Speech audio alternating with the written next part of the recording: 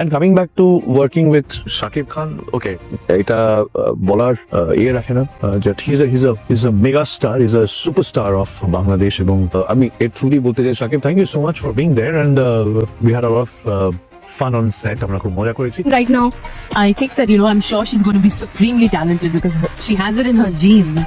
And I mean, she's looking amazing, she's looking gorgeous, and I truly believe that with her beauty and her talent.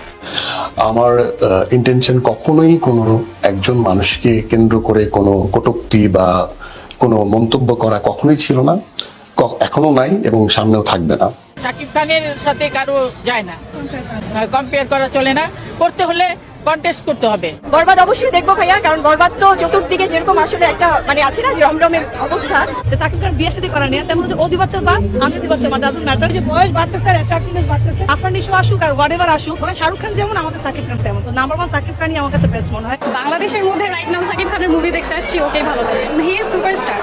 And coming back to working with Shakib Khan, okay, এটা বলার রাখে না that he's a mega star, he's a superstar of Bangladesh এবং বাপ সবসময় বাপই থাকে। আমি সব জায়গায় আমি হাউসফুল শুনতে পাচ্ছি, মানে তার আমার কাছে মনে হয় যে আমি একজন শাকিব খান নখের যোগ্যতা রাখি না।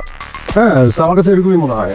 বরবাদ has been a fantastic mass commercial cinema full of action. Nisho ভাইয়ের পারফরমেন্স নিয়ে দাগিতে কথা হচ্ছে শিয়াবের। একদম বাংলাদেশের একমাত্র সুপারস্টার, এই যে সুপারস্টার মানে সুপারস্টার, এটা মানতেই হবে। কারণ আমি ঢাকা বাইরে হলে যাই দেখছি যারা সিনেমা শাকিব খানের সিনেমা দেখে, এই ফ্যান শাকিব ভাইয়ের এই ফ্যান ফলো এটা বাংলাদেশে কারণ নাই আসলে। Again, Hollywood is the Shakib Khan সম্পর্কে আপনার কি ধারণা শুনলো? I have met him couple of times. Shakib is a wonderful guy, but I know he's a superstar, he's a big star, and I have no problems with him. আর সাকিব তো allrounder.